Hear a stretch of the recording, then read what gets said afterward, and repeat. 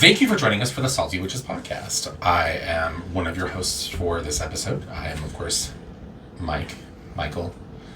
I wanted to sound so cool for this intro, and as usual, I biffed it. And this is do you want to Austin. start over? No, you're good. Just leave it. We're good. People are used to my dumbassness at this point. And Austin. Hi. Hi, I'm Brookie, and this is my friend Brookie. Hi. Don't sue us, SNL. That's kind of a pretty obscure thing now, I think. It's been a few years. Hello? Hello. I love that skit. One time I woke up covered in blood, but none of it was mine. And I was like hello? Anyway. Okay. Sorry. Okay, thank you for joining us for the Salty Witches podcast. Tonight we're going to be discussing the dead. And death, and spirit communication, and everything kind of along those lines. Are you okay? I'm interpreting what you're saying. Okay. Okay. Alright. Are you going to interpretive dance the entire episode? Okay. Anyway, Austin, what value might acknowledging and learning and developing and cultivating skills around spirit communication and working with the dead, what value might that hold to, say, like a contemporary witchcraft practice? Nothing. Don't do it. It is a trap. It will fuck you up. But on a serious note, it allows you to communicate with the spirits that are right outside your front door, really. So, There are dead spirits outside your front door? there are dead spirits everywhere. Spirits are all around us. Mm-hmm. And a whole part and a huge component of traditional witchcraft is what? Nothing. She was going to give me the chancla. Okay. Our Hispanic and Latino listeners will know there is nothing more terrifying than a woman with the chancla. Your abuelita comes at you with that in her hand, you are dead. Go on. So it's very important for you to cultivate the ability to communicate not just with your spirits but with other spirits, because in traditional witchcraft it's a huge component there. In traditional witchcraft you communicate with spirits, and it's not, I'm not talking like I'm gonna communicate with your angels and we're not talking about angels good, and all that is right with the universe and all the angel numbers align. I think you've had obviously a lot of sugar today. I've not actually. Let's bring it back to witchcraft and folk practices. Not just witchcraft and folk practices, but many established spiritual traditions or practices. A lot of people, I think, are more they're working more closely with the dead maybe than they realize. Right? We talk a lot and have talked a lot about on the podcast about ancestral work. You know, venerating our ancestors, maintaining ancestral altars, these kinds of things, and that is, in essence, you are working with and acknowledging your dead. Mm-hmm. You know, it would be, I think, a bit different than, say, working mediumistically. Most definitely. You know, when you're working as a medium, you are the bridge between the world, and so as a medium, when you're working, you are to relay messages from the dead, no matter how cryptic or absurd or weird those messages are. Well, they only seem absurd to, I think, the living, because context is important. Yeah. We'll just say that. Go on. You go ahead. Okay. Well, I'm trying to keep us somewhat focused on our topic this evening. So, I just mentioned ancestral work, right? You know, yes. we've talked a lot, or have shared that involving your spirits, your dead, your ancestors, your mighty dead, whatever they might be, right? Involving those spirits in your spiritual practice of whatever kind of spiritual practice it may be. That that can be important. Yes. There's power there. Very often those are people that, those are your roots, mm-hmm. right? Those are going to many times be your spiritual allies, right? So I mentioned ancestral work, but what other ways could you see people incorporating the dead into, say, like an established practice or tradition? Can you think of others? I mean, obviously you have the acts of, and the practice of necromancy, where you'd actually be working with calling up a particular spirit of a dead person to work with it for a particular purpose. Now, there's different schools of thoughts around this. You can call up a spirit or a dead spirit and bind it to do your bidding. But that's not very nice. And that's kind of how you get fucked up, honestly. Because one way or another, that spirit is going to be able to get out, or when you finally release that spirit, and then they're just going to be able to seek you out again. However, most of the time when you're calling up or consorting with the spirit, you're doing it because you're trying to get information from other means and other realms. So, I mean, you could call up a spirit of a particular, let's just say doctor. You know, you're working with a particular spirit of a doctor, and you're having a family member who's going through some serious health crisis, and they're still going through, like, the doctors, and they're going and getting their medication and going to their appointments, and you're like, no one's finding anything. And so maybe you call up this world-renowned physician who did something, you know, who was really smart, and do some sort of consorting with that spirit, and then allow yourself to actually maybe suggest to that family member, like, hey, so maybe have this checked out. Are you encouraging people to accept medical advice from the dead? No. What I'm saying is... That's kind of what it sounded like. Oh my god. Should we just start over? No. No, this is perfect. No, this is good. This is we're gonna get an Emmy. Anyway, I don't. What is the thing for a podcast? Like, you don't get Emmys for a podcast, I don't think. You get streamies. Streamies? Is that a thing? That sounds dirty. Okay. Does it? That sounds really dirty. Does it? Yeah. I don't know why, but in my mind... Where's your brain? I don't know, but my mind made it dirty, and I don't know why.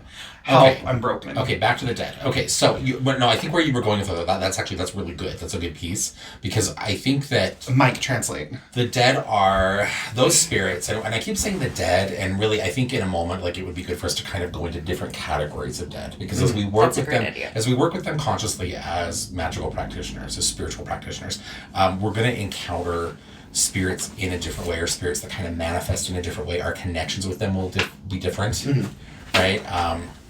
Spirit to spirit, where I think it is good for us to, that too. I think it is good for us to have, kind of like somewhat loose kind of classification for different kinds of spirits. Yeah. Okay. Right. But before we go there, okay, in just talking again kind of about just, dead, right? The umbrella of what we would identify as dead spirits, the dead. They do not, it's not that they necessarily know more than us, right? When you look, I think there's this idea, like we see this a lot when we do seances and things, right? Where people show up and they want to talk to whoever ancestor, whoever great, whoever it is, right? They want to call that spirit forward, right?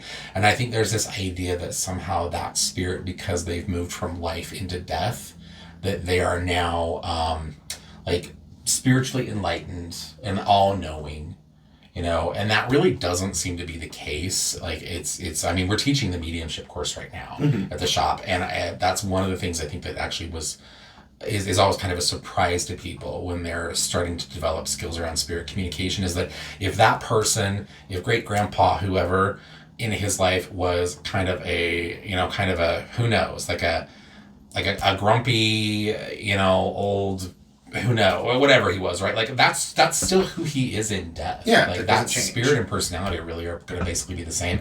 So spirits don't. When we move from life into death, it's not that we necessarily become bigger, better, faster, more. But I think that spirits have a different view, a different perspective of the way things kind of work, right? Yeah. They would have to, right? And so I think because of that, it's sometimes beneficial for us to contact or work with, try to communicate with those spirits, because they can give us information sometimes that we really wouldn't be able to get any other way. Yeah. Sorry, that was also kind of a very roundabout way of getting there. Anyway, but so there's benefit to that, right? Yeah. So let's talk about different kinds of dead.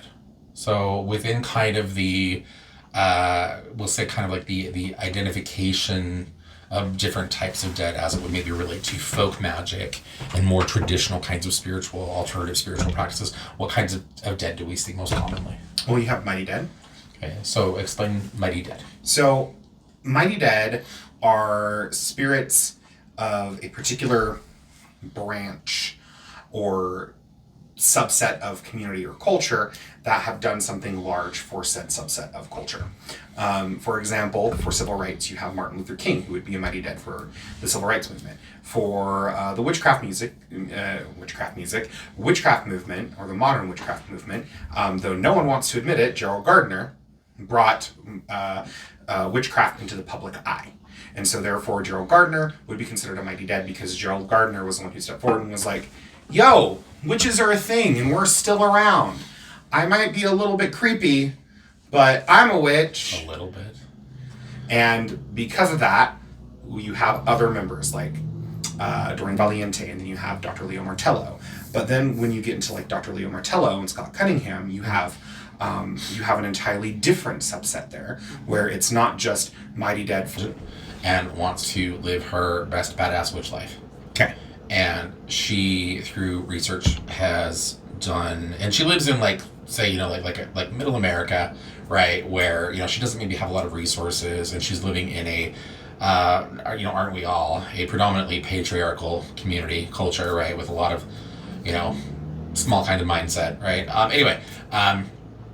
And she wants to connect to a mighty dead as a spiritual ally of some sort in her practice, right? And so she goes through and she does a lot of research into like, okay, like feminists, you know, like she goes all the way back, who knows, maybe like suffragettes, like, you know, like she really does her research, right? And she lands on somebody like this one right here, this one. Like, how does she go about actually contacting, like how would she go about maybe facilitating a relationship with that spirit, particularly when that's a spirit that has obviously no real connection there? Well, you would have to research that spirit first. You'd have to research their likes, dislikes, if they have particular characteristic or quirks. You'd want to make sure that you had like a picture of them. My brain broke for a second. And you would want to actually do a ritual process of trying to reach out to contact them. And it would be your spirits first that would reach out to contact them. You'd have your people contact her people and go from there. That's really how that works. Yeah. And so when people are out here trying to gods, 13, 15, 19 different deities, gods, but they're not connecting with the spirits that are right outside their front door, or that ancestor who they have no idea who it is, it's just the shadow that stands in the corner and scares them, so they whip out their fucking white sage bundle, then that's a huge issue. And that's an issue that I've had frequently. Especially when I'm looking at like social media and stuff like that, because you have people who are just treating gods, for one, like vending machines. And then you have these people who are claiming that they're working with the Goetia and all these other spirits, but they're not connected to any of the genus loci. They're not connected to any of the spirits that are closest to them. They're just like, meh. I don't need to connect to that. And that's fine if in your practice you don't want to connect to that. But if you're going to go through the process of connecting with a mighty dead, that's the same process you would go through in connecting with a deity or any other spirit. You need to know their quirks, their culture, how to approach them, if they had nicknames. So in Conjure, one of the ancestors that a lot of people will actually venerate would be Harriet Tubman, or Mama Moses Tubman. Okay? And Mama Moses Tubman does not want alcohol. Do not give her alcohol. She'll take coffee, she'll take water, she'll take bread, she'll take you singing spiritual hymns at the top of your lungs, completely off key, because she doesn't care. But you give her whiskey, rum, anything like that, that is not going to attract her attention, and it's going to be bad. Okay. I want to just, because you kind of mentioned Tubman specifically as a mighty dead, as an option for a mighty dead. What additional, because there would certainly be additional work, what additional work would be involved for, let's say, like the instance I just made, like the example I just made a moment ago, say like, you know, like young white woman, cis-het white woman, young white woman, cis-het white woman, right? Whatever, in, you know, like middle America, right? Who, at least as far as she knows, has no ancestral connection to the black community. Like, you know, like there's no blood connection, nothing there. Like, she decides for some reason, like, I wanna work with Harriet Tubman. What extra work would potentially she need to do? A lot. Okay. A lot. So I guess where I'm going with that, because I think that this is another conversation that people have with like when we talk about things like folkish craft, right? Where people are like, well, you can only work the folk magic and the witchcraft from, like if your ancestors were German, then you're limited to like Dutch folk magic and things like that, right? Or Teutonic, whatever, right? If your ancestry was Scottish, you're limited to things within the Celtic pantheon of beliefs and practices and Gaelic culture, right? But we know that really isn't necessarily true. No, it's not. Right, with the line of making sure that we honor and protect closed traditions and practices, right? But otherwise, everything is really relatively accessible. Okay, so I guess where I'm going with this is like, so you as white person, you could cultivate a relationship with a mighty dead like Harriet Tubman. Yes, you could. But you would have to take a long, hard look at yourself. You'd have to check your own privileges. This whole idea of going and freaking out because your latte wasn't made correctly and then throwing a huge fit. No more of that. No more inserting yourself into spaces and speaking over people of color. On top of that, you also need to make sure that you are doing your due diligence to know the history, and you want to go through actually like researching legitimate African American history and not something that's written by a white man or a white woman. It needs to be written by a person of color. That's why I always have issues. When it comes to stuff like that, because I do have ancestry that goes back to our ancestors working with and connecting and cultivating a relationship, a legitimate, living, working relationship with Harriet Tubman. So when I work with Mama Moses Tubman, or I call Mama Moses Tubman, or General Tubman, I already have that. But I still had to learn the stories. I still had to learn the songs. I still had to learn that. Just because my ancestors had it did not automatically give me access. Yeah. And that's something that anyone who wants to work with any of those spirits needs to realize. Just because you have a connection and you really like it doesn't give you any right, point blank period, to just insert yourself there and then automatically call yourself a root doctor. That's not how that works. That is not how that works. I think that can also sometimes lead to trouble too, because you're likely to incur the wrath of said spirit. Yes.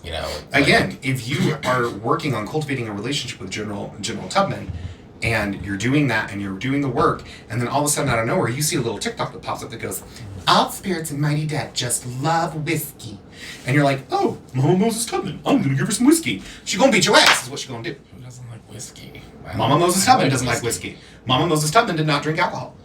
Well, she was very religious. Yes, is my she was. understanding. Yeah. So no, you do not give her alcohol. You give her water. You give her coffee. But you do not give her alcohol. Okay. So you need to understand that type of level of intricacy into a mighty dead that you're going to work with. No matter who it is, no matter what it is, no matter what culture it is, you have to go that much of a deep dive into it, and even further into their childhood, into their family. You need to learn about them, not just, I really like Mary Laveau, so I'm going to work with Mary Laveau. Do you know any of the history? She does seem to be a big one. I've noticed a lot of people are really drawn to her. And of coururse, right, there's such an element of mystery about her. Yes, mystery and power. Queen of New Orleans. Yeah. And if you don't know her history, you don't know her real, you know anything like that, you've not done any of the work previously to even establish a connection to any conjuring work, anything like that. And if your big thing is, I just really love New Orleans, so sorry, that's not a connection. That's no historical value. That's no historical context. You actually have to do historical research. You have to read. Okay, so we talked about Mighty Dead being civil rights, and really quickly, because I want to move on to other types of dead. Okay, but we talked about them being like civil rights leaders. We talked about them being like women's rights. We talked about Harriet Tubman and her work with the Underground Railroad, and all these other things, right? Also civil rights, human rights, right? But Mighty Dead don't have to just kind of sit within those ranges of things, right? Like you could say, as somebody, maybe you were a witch, but you also were someone who was really into maybe you also loved to write music, right? You could call upon Who knows? Like, just for shits and giggles, you could call upon the spirit of Mozart. Oh, God, Mozart? Oh, that would be... That'd be a fucking party. Oh, Is God. what that would be. Wow. Okay, yeah, he was... Mozart was a freak. I'm gonna say it. Best of ways. Fuck yeah, Mozart. I cannot sing Mozart, but I love Mozart. Anyway, but so I guess where I'm going with that is like your Mighty Dead don't need to be figures like, you know, I mean, and it really could be anybody, right? Mm-hmm. But the work that would need to be involved in connecting with that spirit would really be very similar, right? Yes. Like you would need to, if you say like in the example you gave, like if they want to connect with the spirit and work with Mozart as Mighty Dead, like they would need to learn basically everything they could about him. Everything they could about the writing and orchestration of classical music of his period, and era and culture, right? His they would teachers. need to learn those things, right? You would need to actually be familiar with his work, not just the very popular ones. I mean, I can't just watch Amadeus like 5 times. No, but I do love okay. Amadeus. It's actually, I really like that show, actually. It's a good one. I don't know if I've ever even seen Amadeus. I think I watched it once. And I was like, I don't know. I think I was like, I don't even know.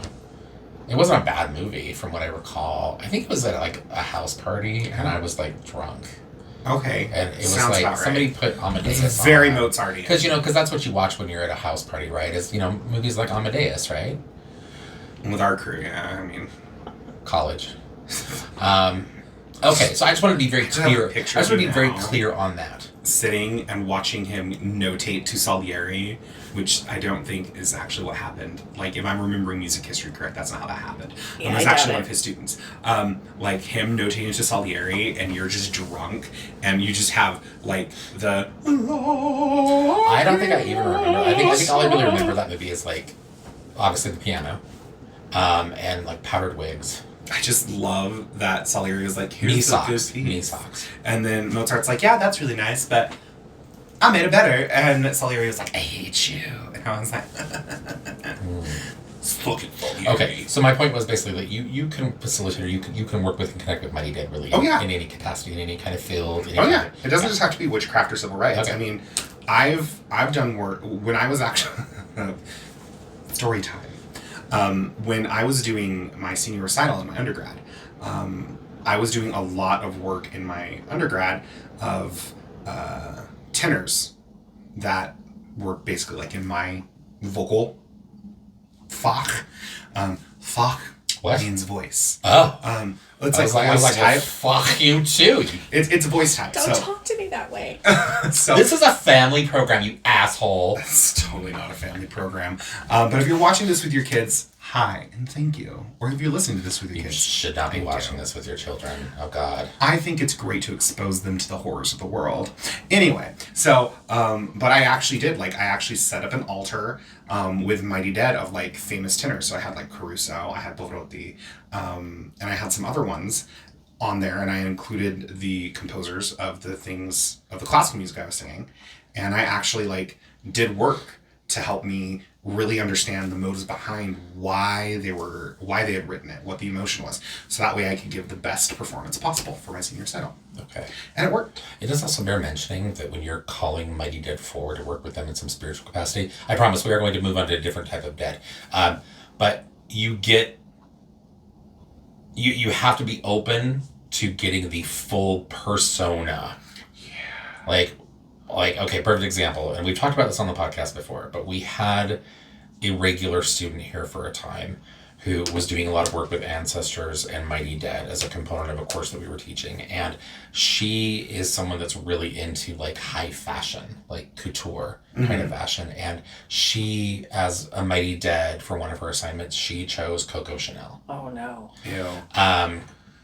And all of us in the class who had any understanding of who the Coco Chanel was in her entirety, not just fashion designer, but also like Nazi sympathizer, raging bigot, notorious anti-Semite, not only Nazi sympathizer, but Nazi spy.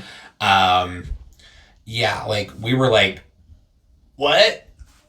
Coco Chanel? Yeah, like I think we all took like we all collectively shit our pants in class. I think we were like, what? Anyway, but in working with that spirit, you're going to get Coco Chanel as designer, but you're also going to get Coco Chanel as, yeah, she was a bigoted, garbage human being. And that's probably going to come through in her energy and the way that she communicates with you. So why would you do that to yourself? Exactly. So I just wanted to like clarify. Yes. So yeah, be prepared for that. What about beloved dead? Oh, beloved dead are the individuals that you knew personally in your life who have passed before you. So this could be a friend, this could be a teacher or a mentor or someone who just had some sort of influence. Would you say that these are also usually the spirits of people who really loved you a lot? Yes. Okay. Because sometimes we have ancestors and we have, whatever the relationship could be, right? But a lot of us have ancestors that we can claim as like full blood ancestors. Although your ancestors are not just blood relations. It's true. But a lot of times our ancestors don't really they didn't like us, or they weren't even aware of us, right? If you go back far enough, right? Mm-hmm. So I would say that would be kind of the big distinction there between like an ancestor and a beloved dead. It's not that they couldn't be both, right? That person, right? But they loved us and knew us just as we knew them and loved them. Right? Yeah. Okay. All right. Are there any other dead that we would want to work with that you can think of? Wraiths. No. Ugh. No. Okay. So those are some good categories. And again, it's probably worth mentioning that different cultures will have different beliefs around these kinds of things, right? Different types of dead, and good dead and bad dead and these kinds of things. So what about restless dead? Do we want to work with restless dead? If you're trying to fuck a bitch up. Yeah. If you wanted to employ them for baneful working, mm-hmm. Restless dead would probably be a good way to go. But in general, we don't typically like to, or we would not want to be doing something to encourage those spirits to really be lingering. No. Right? Because they over time, they can be troublesome for you, even if you're the person who called them forward. Yes. Because anytime a living individual... Sorry. He's on talking. I am. Anytime a living individual, it's every podcast. It is every podcast. Anytime a living individual is surrounded or encompassed or submerged in dead energy, it's not good. Let's talk about that a little bit, because in moving away from the consciousness or the conscious beings that we identify as dead, we also see concepts of things like the energy of death, mm-hmm. and how that can be a tricky thing for I would say everybody, any living being, like you just said, any living person that is working exclusively with the dead and the energies that kind of come with spirits. How can that be a negative? How can that manifest in unwanted and negative kinds of ways? Ill health. Yeah. Very serious physical health issues, mental health issues, emotional health issues. It can also seep over into your everyday life. It can seep over into like a job that you have. It's probably not good to be working with that type of energy if you're someone who relies on other people for income. Oh my God. We're sitting here talking about this, and it just occurred to me, is that why people who work in mortuaries are so weird? Maybe. I don't mean weird in a bad way, because sometimes they're like weird, cool weird. Yeah, they do have like an odd energy. But you ever notice like people that are really into like the funerary industry, mm-hmm. people that are really into taxidermy, people that are into people that just deal with like death a lot. They're always weird. They do have a little bit of an odd energy. Even I'm talking. I'm talking like on an energetic level. Like it's almost like you can feel that death around them. Yes. Like mm-hmm. they feel different. Mm-hmm. Yeah. That just occurred to me. I was like, that's what's wrong with all those funeral directors and morticians. Okay. Yeah, anyway, there's not actually anything wrong with them. Exactly, they're perfectly normal people, whatever that means. And they're fine. They could be lovely people. They go home to their wife and their secret lab where they make lamps out of the skin from people that they abduct and torture. That's not what they do. Oh. Okay. Anyway, it just occurred to me though that was like maybe that's something that's going on there. Like they spend so much time around like death that it kind of alters. Mm-hmm. Well, very much mortuaries have that feel too. Yeah. When I was in my undergrad, because one of the classes you could take as an elective, it was called like stress and anxiety management. Very interesting. Yes. Oh my God, you college kids have it so easy now. And it literally was like an entire course on like how to like manage your anxiety, how to manage stress more appropriately. And like one of your first assignments was to write your own obituary. I thought that was the whole purpose of college. Was to just be stressed and anxious the entire time. I mean, yes. I mean, it's not like that course helped out a lot. I mean, I still had hair falling out and shit. So anyway, it's grown back. Oh, that bald spot's getting really bad though. It's okay. Hair plugs, they'll fix it. Well, that clearly worked for me. So, but one of the things we had to do was we had to actually visit a mortuary. And so when we went into the mortuary in the funeral home, like we actually got to go through the process and like see like where the dead bodies are kept and like the tools that they use. What does this have to do with like stress? It was all about like accepting death, because apparently something that a lot of college kids fear is death. And it's basically like, you're not gonna live forever. We're gonna put this in your eyeball when you die. This reminds me of the movie Moonstruck. Like, I love Olympia Dukakis in that movie because her husband in that movie is having an affair, and she is well aware that he's having an affair. I've never seen. Sorry, spoilers, everybody. But she like tells him, "I know what's wrong with him." Are you even gay? No. But she like looks her husband in the eye, and she's like, basically like the whole theory as to why he's cheating and having an affair is because he fears death.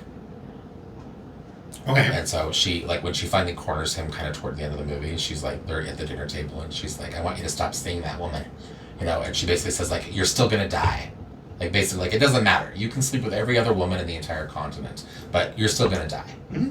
You know. I love her. R.I.P. Rest in power, Olympia. Anyway, she was an ally in a lot of ways. I'm thinking like she was in like the old like Tales of the City. Mm-hmm.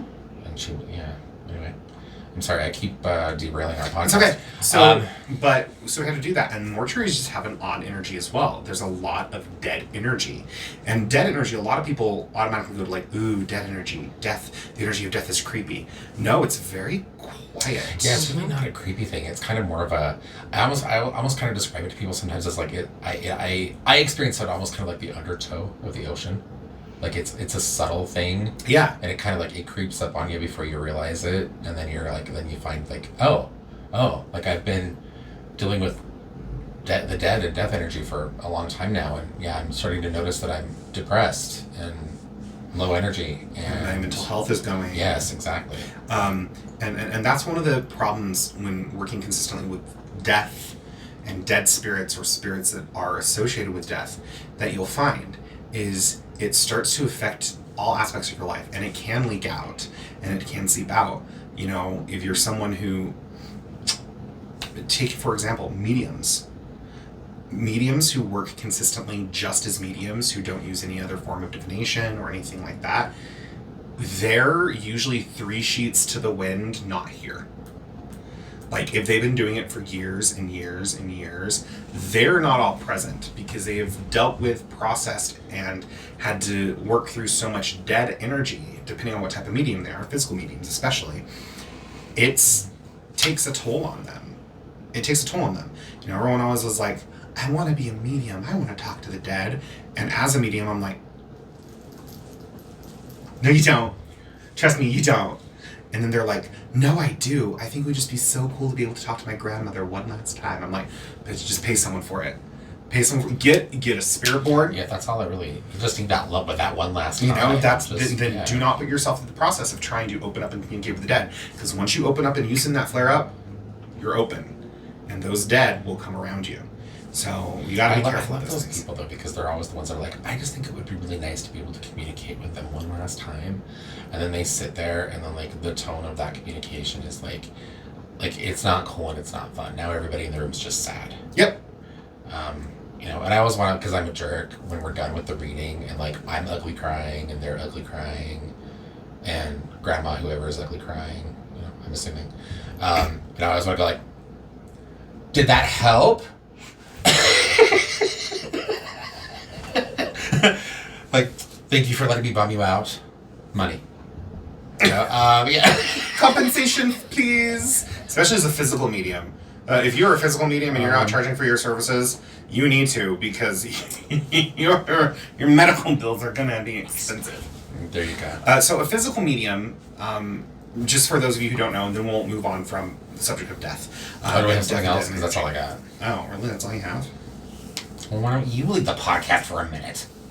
Anyway, physical mediums. So physical mediums are mediums who connect with the dead and actually process that energy through their physical body. So think of them almost as like a sponge, really. And as they absorb that energy and they process that, each time they do that and each time that sponge is wrung out, because eventually you will release that energy, you'll ground it out or you'll clear it out, that sponge is no longer, it's still not really super clean, you know? And as you go through and you're going through and working, it just dissolves and disintegrates even more and more and more. And so I'm not saying this to scare anyone, but I am saying this that a physical medium will have a lot of health issues. A really good example, Amy Allen from Dead Files. Amy Allen's a fantastic physical medium, but there have been times where she's had to leave the show early, and sometimes that's why episodes are inconsistent, is because she's dealing with 3 dead people she just had to handle, and she needs to get a blood transfusion, you know? Like, it's all this shit that a physical medium has to deal with. Mental mediums have a tendency to just be very disconnected from the physical world. Yeah. And so as a mental medium, it's the opposite of a physical medium. You see them, you hear them, you kind of communicate with them, but after doing mediumship, you're just, you're floating. You're off in the ethers, and it's just a thing. And then you have people who are hybrids. Most mediums are actually hybrid. There's very rarely any medium that's just like, I am only a physical medium, or I'm only this type of medium. Because if you do it long enough, you'll start to develop the other skills, and it's almost like they cross over. So, for those of you who are wanting to do mediumship, just be very careful with that. I'm sorry, I'm babbling. You're good. Well done. Ashley told me to clarify, so I did. You did good. You do good. You're good. You're good. We'll get ice cream after. You're good. Just shut up, man. Okay. Do people need to work with the dead? No. In their spiritual practice? No, you don't. Like, I think that's a conversation I'm finding that I'm having more and more of late. You know, we've talked, I think even just recently on the podcast, about this fascination that people have and this almost religious, like, carryover of religiosity. This need that a lot of new pagans and witches have to need to connect with deity. Like, I gotta have a god. I gotta have a goddess. No, it's you like, don't. you really don't. And you really, to be honest, you really don't need to work with the dead. I think over time, most of us find that we are working with the dead regardless. Yeah, they just... Whether or not... Because they're around us all the time. Well, they're around us all the time. When you start practicing witchcraft, they get attracted. You know, I've never met a witch whose house isn't haunted. Yeah, that's true. It's just life. Yeah. Dead things like witches. And witches like dead things. Yes, we do. That works out really well. Okay. But yeah, you don't need to work with gods in your practice. Or dead? Or the dead. Okay. Your practice is your own. Obviously do it smartly, do it researched, make sure you know what you're doing and what you're wanting to focus on. But, just because you leave one religion and then jump into witchcraft does not mean you automatically need another sky daddy or sky mommy. You just don't. Mike actually has a class coming up called Losing My Religion. Yes. That's happening. I was putting September. In I was putting September. together the notes for that class because it's a really good class on the very important deconditioning that I think that we all need to do when we step away from organized faith. Yes. And decide to pursue some sort of alternative spiritual practice, whether it be witchcraft, whatever it might be, right? And it's really important that we do some work there to heal. My personal belief, and I'm sure there will be people out there that will disagree with me, but they're wrong. They're wrong. Is that everybody that has had any degree of exposure to any kind of church has religious trauma. You would have to. the very foundations of religion are going to cause religious trauma, because you are not going to find a religion out there. Let me clarify. You're not going to find a contemporary Christian-ish or Abrahamic religion that is going to have a long period of existence of practice and a large congregation behind it, that does not still fall back on these old things like you are born of sin, you are destined for punishment and hell if you do not blah blah blah blah blah blah, whatever it may be, right? And these are like, not only are these traumatic, but you also see people who are growing up in families and communities where it's made very clear early on, like, if you don't believe the way that we do, you are outcast. Yep. I mean, and how fucked up is that? You know, so there's always, sorry, I bumped the table. There's always religious trauma there.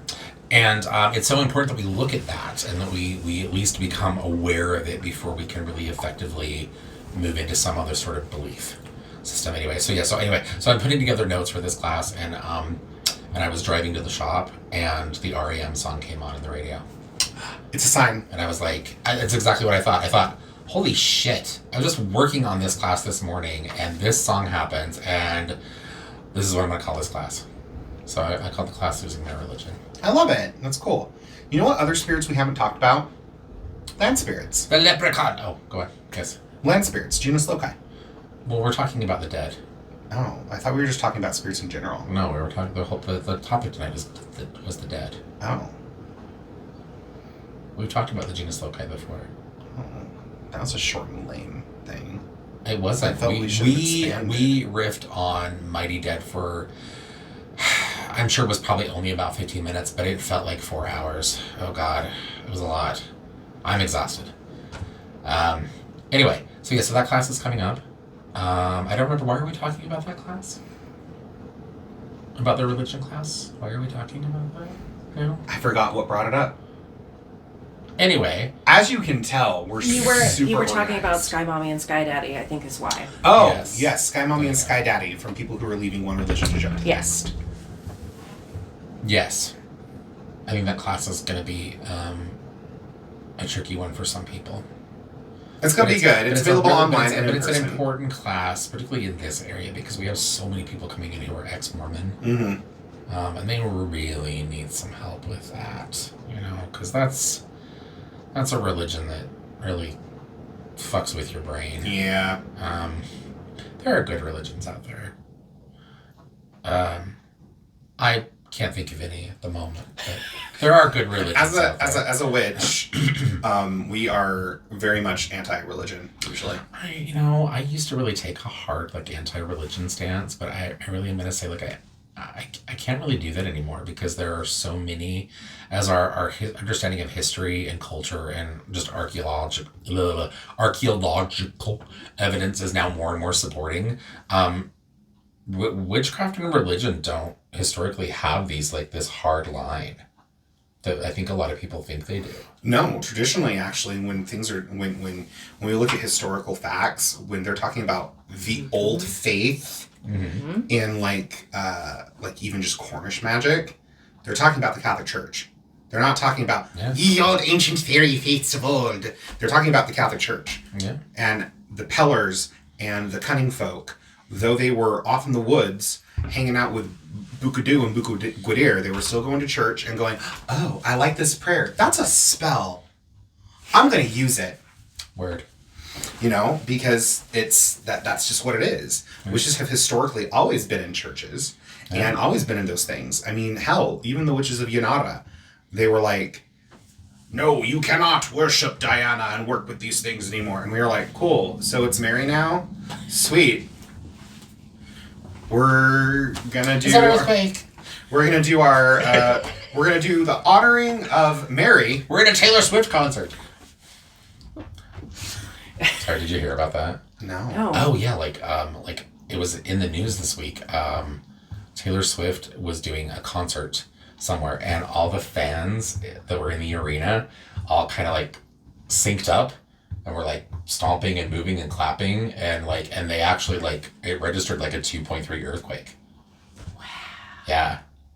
I was like, 50s. Because baby, now we got that. I was like, tell me that is not a cult. It's a cult. And I'm It's not, okay. and I'm not anti Tay Tay. Like Tay Tay's cool. Like, don't get me wrong. I'm not a member of the cult, but she's okay. Oh my god, Tay Tay is the high priestess of the Tay Tay coven. Yeah. The Supreme Swift. There you go. Yes, that's it exactly. Tay Tay, if you're listening, we're chill. I'm pretty sure she identifies as a Christian. Does she? Yeah, I'm pretty sure. Oh, I thought she's openly talked about doing witchcraft. I don't know if she's like practicing or like goes to church, but I think like that If was her. somebody That was her knows, bringing that. audience, Yes, weigh in. yes, Weigh in, yes, feel please. free, weigh in. Send us a message. Like, let's get a poll going. Is Taylor Swift Christian? So we were only talking about the dead tonight, and now we're just riffing. What's wrong with that? I don't know. What time is it? I don't know. How long have we been going? We didn't have any listener questions. I mean, I had one come through right as we started. Oh, what do we got? Oh god, it's really long. Well, I mean, we've been at this for. We've got like 45-ish minutes right now, maybe 50. Okay. Well, how long is really long? I'm a man. I have a difficult time with length. Okay, so this comes accurately measuring length. So this comes from our listener Nisha, or Nisha, one of the two. Hey, Salty Witches Podcast. I got a handbag of questions, so if you have the time, share your thoughts on some or all of these. I would very much appreciate that. I believe Nisha has asked us questions before. I don't know. All right, you're. I'm giving you a warning now, Nisha. You are this close. You are this close to using up all of your questions. You're not. Please. No, send I'm all just the kidding. I'm questions just in. kidding. Please feel free to ask us first, questions. plant medicine and witchcraft and folk magic. As I understand it, plant medicines have been used for centuries in cultures all over the world for healing and other purposes. I'm particularly interested in the healing part and wondered, are there practitioners out there who mindfully incorporate these medicines into their practice? I'm not familiar with shamanic cultures, but would they be an example? I'm exploring the plant space as a means to assist me in treating my depression, and I'm not soliciting recommendations. Oh, good. Okay. So, Master Herbalist. I was just going to say, like, yeah, let's not give them specific herbs because we don't need people poisoning themselves. Most of the plant allies that you are going to find people have worked with historically in whatever culture and in whatever spiritual practice, most of those plant allies are going to be highly toxic. Because that's what gives you or sends you on your trip is the poison. So they're wanting cultural references. Like, what are we talking about here? They're wanting to know. I'm particularly interested in the healing part and wondered, are there practitioners out there who mindfully incorporate these medicines into their practice? Well, yeah. Yeah, like that's I mean from our like the roots of our own culture, like the witches of Yanara. Like they would drug themselves, like with a variety of herbal toxins, in essence, poisonous herbs, to basically facilitate spirit flight. Yeah. Like we see, the concept of flying ointment is something that pops up in a lot of practices. I think that it's something that's really it's always kind of been a component. It's really common, and honestly, practice. if you go back in a lot of different folk cultures and folk healing practices, there are going to be herbal. They're going to be herbalists because they were living off the land. Yeah. There's a reason we know that feverfew has the ability to assist in headaches and migraines. Well, I think you'll even see that in the representation of the witch historically, right? Like the witch is very often she was the herbalist. She was the woman in the village who knew, take this herb if you have an unwanted pregnancy, or the folk healer. Take this, or the folk magician or the folk healer. Because traditionally, you would be a folk healer, or you'd be the folk practitioner. Because if you were labeled witch, you were doing dark magics. Well, and seeing that to me, like this conversations are really cool, and I love it when people start to bring up this conversation because it segues so nicely into, I think, what we're realizing now more and more, particularly with more accurate depictions of the history, the cultural significances of many of these practices and traditions, in that many of the practices that we identify as witchcraft today, or witchcraft as it has been acknowledged over the last several centuries at least, that these are things, witchcraft, folk magic, and going back even further to the practices that we would identify as shamanism or shamanistic, it's all in essence kind of the same thing. Which is a very simplistic and incomplete way of putting that.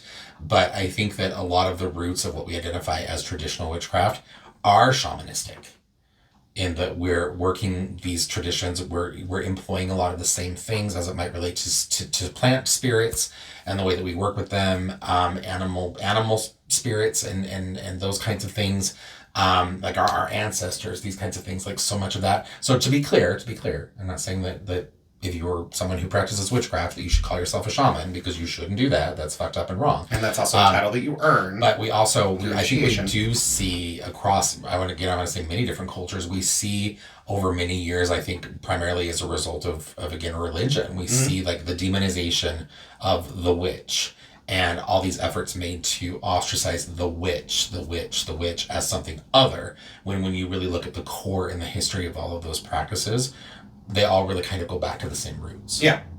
And so that's what I mean. Yeah, the person in the shamanistic. village or on the outskirts of the village who knew the ways of things, who knew the herbs that you could go to, and you're like, oh no, I have a tummy ache that's been persistent.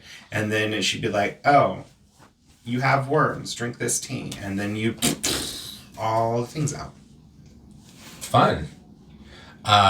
So to answer this question, at least, I want to say yes. Like you're gonna find A lot of some good references for this. I mean, I think if you look at the works of like Kobe Michael, talks a lot. Yes. About this. Poison Path Herbal. The Poison Path Herbal, or the Poison Path Apothecary was his book, right? No, the Poison Path Herbal.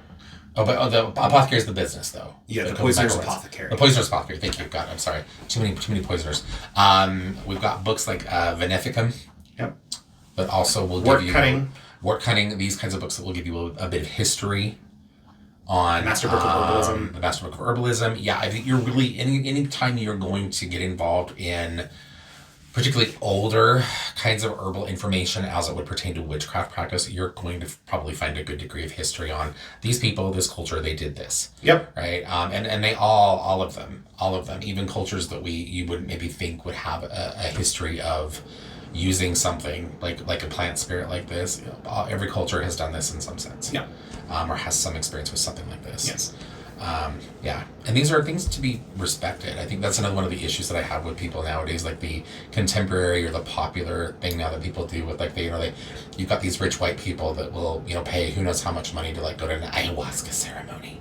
Like I'm gonna go do ayahuasca, and it's like I don't know why you're gonna do ayahuasca when your intent from the beginning is fucked up. Like for you, like this isn't entertainment.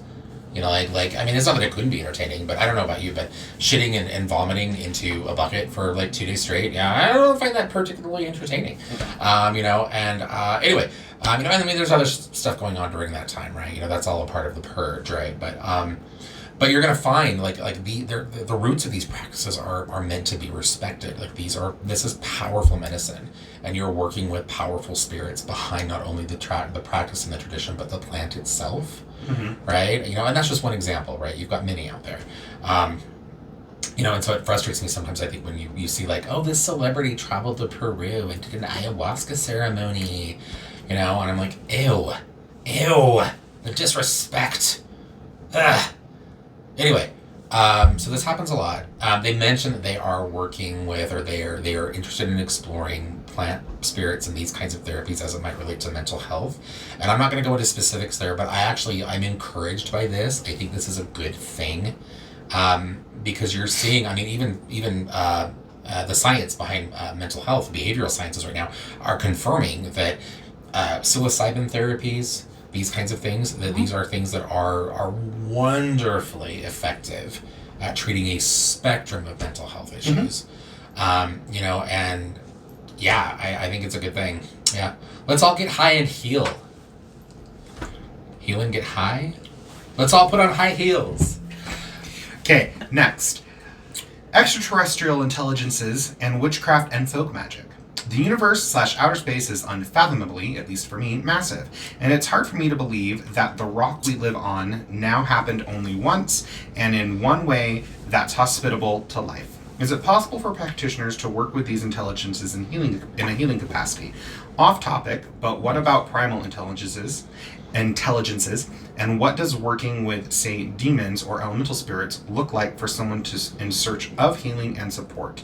None of these intelligences are the same, but I always wonder if they are aware of each other. Well, I think they're definitely aware of each other. Let's talk about, because we got a few different things going on there. Mm-hmm. So, extraterrestrials, aliens, right? And the government now admits that they're real. The rest of us have known for years, but now apparently it's no longer confidential, per U.S. Senate. Mm-hmm. Anyway, we can connect to these intelligences, I think, because they're just, I'm going to say they're like us, which is really probably not fair, but the idea is that these are physical, intelligent life forms like us, right? Mm-hmm.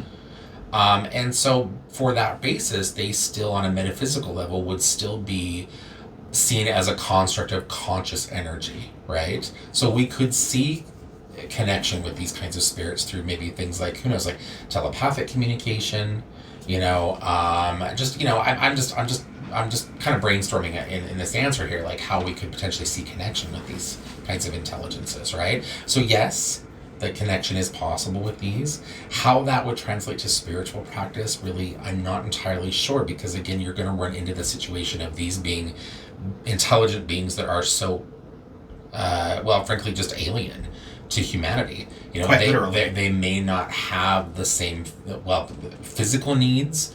They may not, their perspective of things like life and just things like, they're going to be very different. And I find that when we're working and connecting with spirits, it's always a good idea to connect with spirits that are going to have a better understanding or an appreciation of what it is to be human. Yes. That's one of the issues that I think people run into with some of the other spirits that they mention. They talk about like demons, elemental spirits. These guys are the biggest issue, or I think the biggest challenge that people run into in connecting and working with those spirits effectively is that those are all spirits that are not going to understand. Yeah, they've never been human. They don't know what it is to be human, and they're not going to understand some of our very human limitations. Yeah, they're not going to understand that the fire you use to keep yourself warm is not the same fire that can destroy your entire home. Yeah. Oh, yeah, like if you're conjuring an elemental, like a fire elemental specifically, into your home, which you should not do, our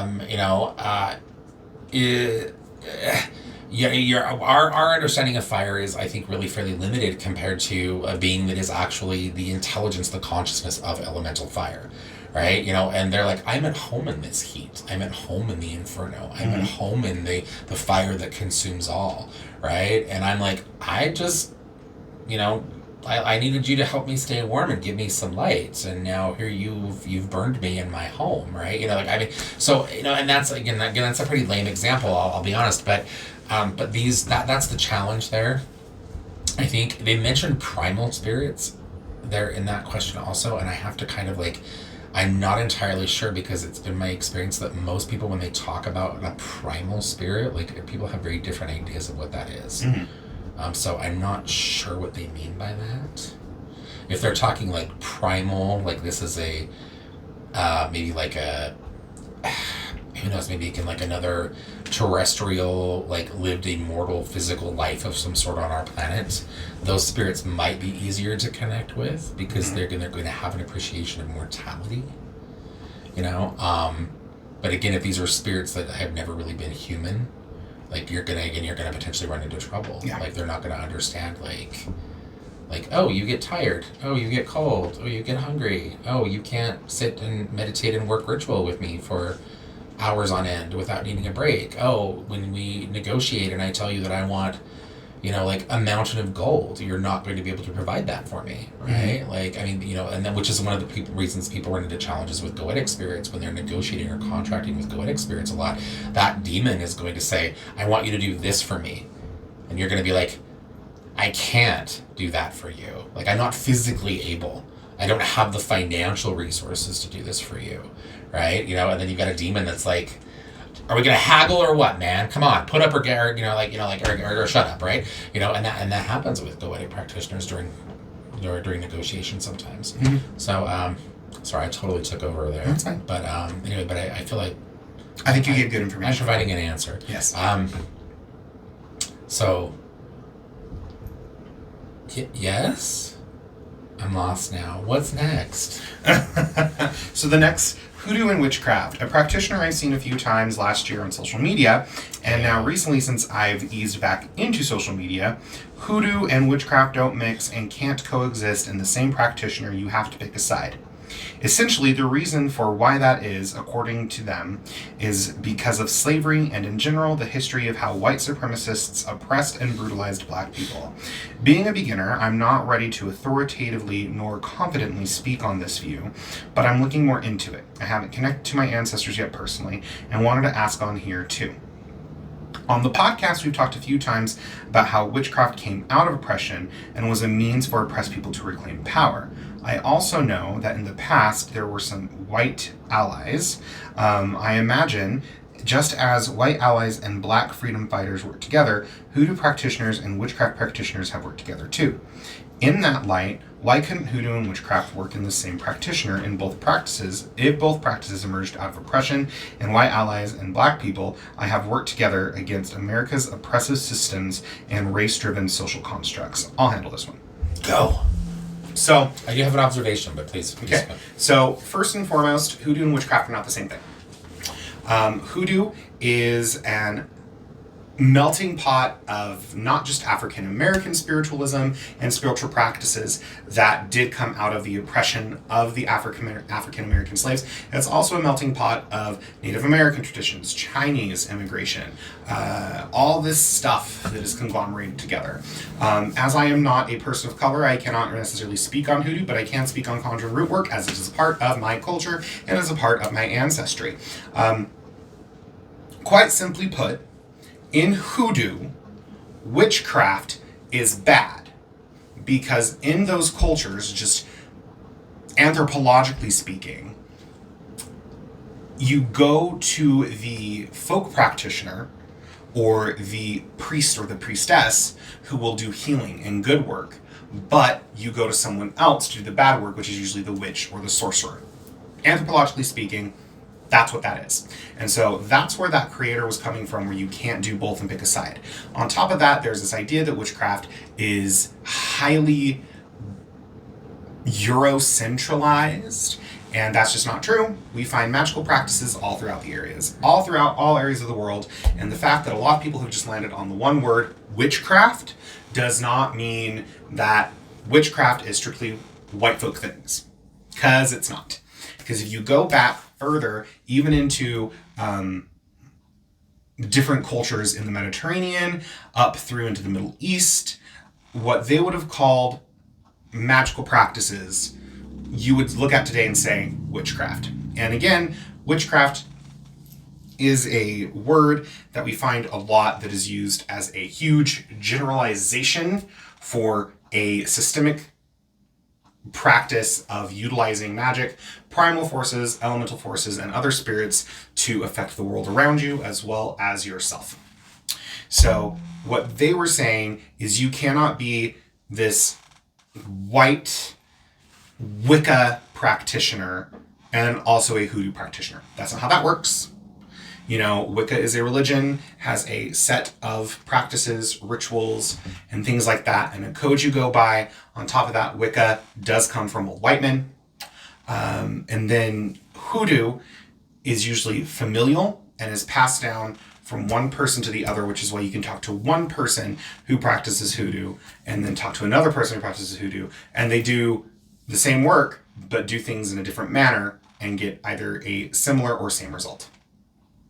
So, on top of that, you did mention the creator that you talked about. I'm not going to mention the name because I don't want to throw any shade, but we know that they have been pretty consistently problematic, though I will say a lot of what that creator says I do agree with, in a sense that they are trying to reclaim it. You know, when I was growing up, my grandmother called what we did hoodoo, because that's what her friends and everyone else called it. We were abolitionists, we were allies, we freed slaves, we married slaves so that we could free them so they could be with their families.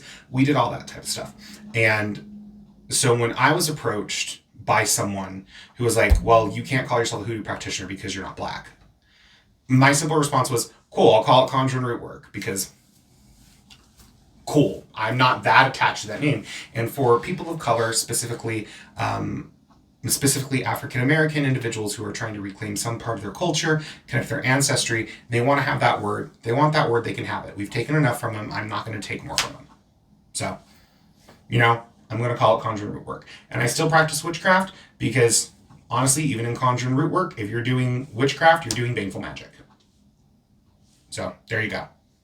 There's your answer from me. What are your thoughts? Well, you touched upon this a couple of times there. I think that really it just comes down to in the course of the conversation around this. Like it comes down to, I think, well, first of all, we need to acknowledge that there's no one hoodoo. Correct. There's no one witchcraft. Right?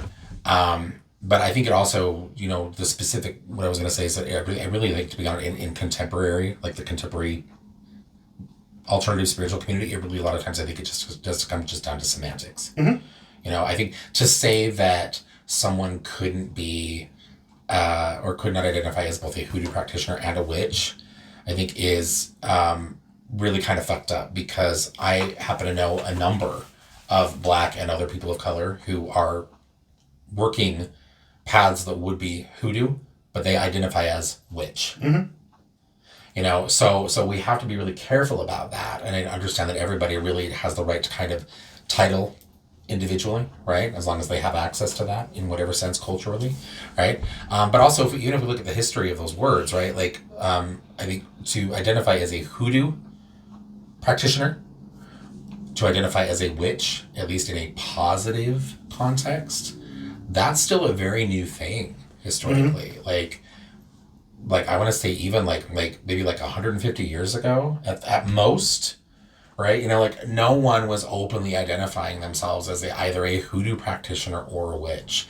That, regardless of your culture, your country, your community, regardless, that was going to get you killed. That was going to be trouble for you. And so I don't know. I think that we have to look at that really carefully. I think we have to look at really how people are putting meaning behind the title. And what that really what that means. Well, and the specifications behind that title as well. Because the way that a witch will dress a candle and someone who is a hoodoo practitioner, they're going to look very similar. The difference might be the roots or the herbs. The difference might be the process in which you activate those things, and the process might be the process that might be different. Might be the prayers and how you do it. But you also have a lot of people who talk about, well, you have to cast a circle if you're going to do witchcraft. And it's like, no, you fucking don't.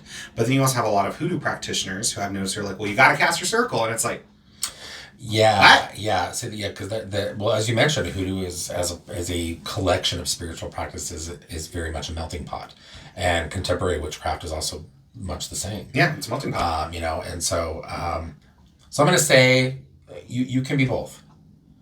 You can be both. If you're going to identify as a hoodoo practitioner, though, you better research your roots and your connection to that really, really well, and make sure that that's legit. Because that in particular has a lot of other connotations and associations. Yes, it does. Now. And you better get very comfortable using the Bible. You've got a lot of issues that come up with identity as an individual, but also as community as it relates to Black and other people. Because it is a community. And you've got to be respectful of that, and do not claim that unless you absolutely have a right to it. Mm-hmm. Don't claim it unless you have a right to it, and don't claim it if you don't know. If you can sit for 1 minute and you go, well, I think I'm a hoodoo practitioner, and you get this like feeling, don't do it. That's like blue-eyed blonde white chicks with dreadlocks who run around like, I'm a shaman. And it's like, oh, really, Becky? Which Udemy course did you complete to get your initiation? Yes, which there is a Udemy course on hoodoo, and I'm like, and so that's not how that works. And that makes me crazy, And really, at the end of the day, my personal belief is like we should all just stay the fuck out of each other's business. Like, leave me the fuck alone. I'll leave you the fuck alone, right? But if I see somebody doing something like that with the understanding that behind that the use of that word is potentially harming another community. Mm-hmm. Right? Then that's when I have to say, oh, no. Exactly. Sit down. we need to have a conversation about why you should not just flippantly use this word and why you should not claim a title in this way, because you've got a whole community over here that are like, wait a minute, this is our word, and this is our culture. Yep. And this is who we are as a people. Yep. And and we're not disposable in this way. And so again, it's the same thing that I said. People approached me and said, "No hoodoo for you," and I was like, "Cool, Conjure at work." My mama always called it, and when I go and I visit family, when I went and I was in New Orleans and met up with some of my friends there and my connections there, their response was, and these are people of color from New Orleans. I think it's also fair to say this, but this is okay. So the creator that they're referencing, this has been one of the points, and this creator, the social media creator, and I actually, to be very clear, I like this creator. Like, I do not have any personal issue with this other creator. Yeah. Okay, and I know everybody else who isn't this person is like, who are they talking about? And we're not going to go there. Okay, but I like this creator, and I'm behind the majority of what they share, what they say. And I agree with them completely, particularly as it would relate to issues of history and race and things like that, and as a component of the practice. But the one thing that I kind of have been like, I'm not sure about, is that in the way that they have presented a lot of their information, they've made it sound a lot of the time that by default, Black people are the ultimate authority behind what would or wouldn't be identified as hoodoo. And while I can see in one perspective, yes, on the other hand, and this is an interaction I had with someone else, not this creator, but with someone else, okay, on the other hand, I'm like, okay, but does that still count for Black people who have become Baptists, Southern Baptists, and evangelical Christians? Because at that point, generations. At that point, yes, culturally maybe. Well, actually, at that point, maybe not even culturally, because if they become Southern Baptists, like they're pretty bought into the white man's America. But ancestry-wise, like racially, like, yes, you definitely have a much louder voice in that discussion than I ever would, right? But to by default say, well, every Black person ultimately is able to kind of determine what this is, I'd say no. Because while racially, yes, you're on top of that the fact that you are a Black person does not mean that you are automatically given an in to those practices and the things around hoodoo. You still have to earn that, even as a person of color. Yes. That is 100% and that would be true of any spiritual practice, like that, regardless of, wherever and whoever, right? So that's been the one thing where we've had a little bit of a disagreement, and like I said, at the end of it, I'm like, it's not my argument to have, right?